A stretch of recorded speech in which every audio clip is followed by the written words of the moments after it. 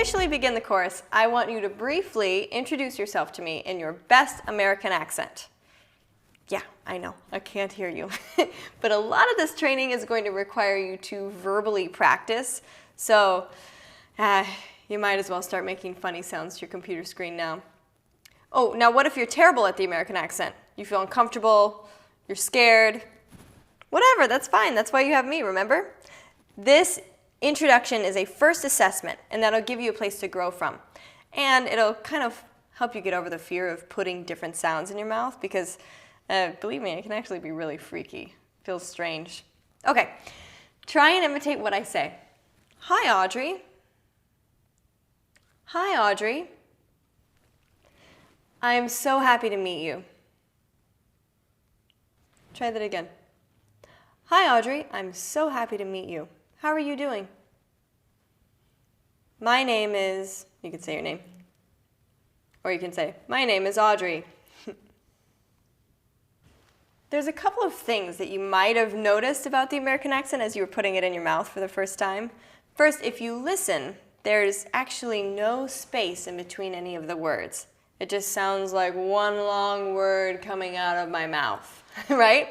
I call this the ribbon of thought, because it's like a clown pulling out a handkerchief or ribbon out of his mouth, and it just keeps going and going and going and going. You've seen that trick. Second, the American accent has really long vowels when something is stressed. Oh, wow, that's amazing. How are you? Right? So the stress pattern to watch out for will be short and long syllables. Hey, how are you doing? Hear that? I'm exaggerating, of course, but the words are not the same length. How are you doing? How are you doing? It's how are you doing? So you can hear how the how are you is really short, and the doing is long. How are you doing? Try it. How are you doing? Hey, how are you doing? Smooth it over. Hey, how are you doing? Relax, get loosey-goosey. It's fine if you mess up. Hey, how are you doing?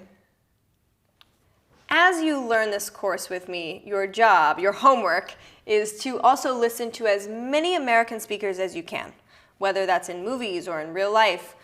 Imitate them. Even if your imitation is not perfect, who cares? You're trying to feel the accent in your mouth, and you're trying to feel how it's different from your own.